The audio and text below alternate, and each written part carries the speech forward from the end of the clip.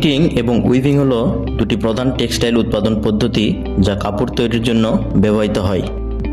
এই দুটি পদ্ধতির মধ্যে মৌলিক পার্থক্য রয়েছে। গঠন, ব্যবহার, মেশিনারি, ফেব্রিকের বৈশিষ্ট্য ইত্যাদির দিক থেকে এদের পার্থক্য করা যায়। এখন আমরা যে বিষয়টি সম্পর্কে জানব সেটি হলো উইভিং। উইভিং হলো এমন একটি প্রক্রিয়া যেখানে দুই সেট সুতা একে অপরের সাথে লম্বভাবে আন্তঃগাঁথা করে কাপড় তৈরি করা হয়। উইভিং তিন ধরনের হয়ে থাকে। প্রথমে প্লেন উইভ, অর্থাৎ সবচেয়ে সাধারণ ও শক্তিশালী উইভ হচ্ছে প্লেন উইভ।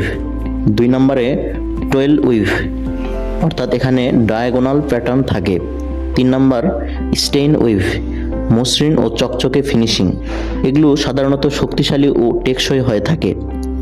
উইভিংয়ে প্রস্তুতকৃত কাপড় কম স্ট্রেস প্রবল, আরাম কম এবং উৎপাদন গতি ধীর।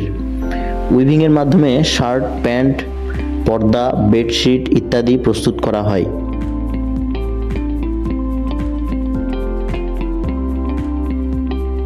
নিটিং এমন একটি প্রক্রিয়া যেখানে এক বা একাধিক সুতা দিয়ে লুপ তৈরি করে কাপড় তৈরি করা হয়। এই পদ্ধতিতে লুপগুলো একে অপরের মধ্যে ঢুকে একটি নরম ও প্রসারযোগ্য কাপড় তৈরি করে।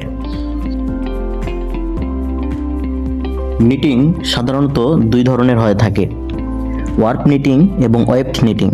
ওয়ার্প নিটিং হলো যখন এক বা একাধিক সুতা দিয়ে লুপ তৈরি করা হয় তখন সুতা লম্বালম্বিভাবে চলে।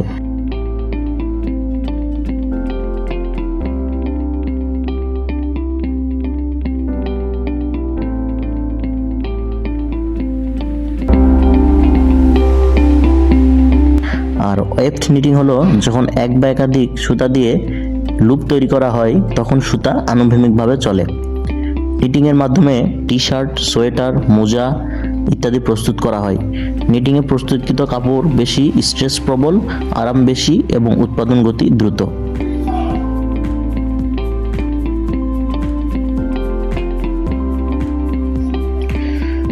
উইভিং এবং নিটিং সম্পর্কে আলোচনা করার পর আমরা বুঝতে পারলাম নিটিং এবং উইভিং উভয়ই টেক্সটাইল ইন্ডাস্ট্রির একটি গুরুত্বপূর্ণ অংশ।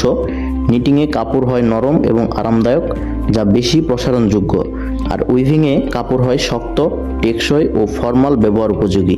ধন্যবাদ।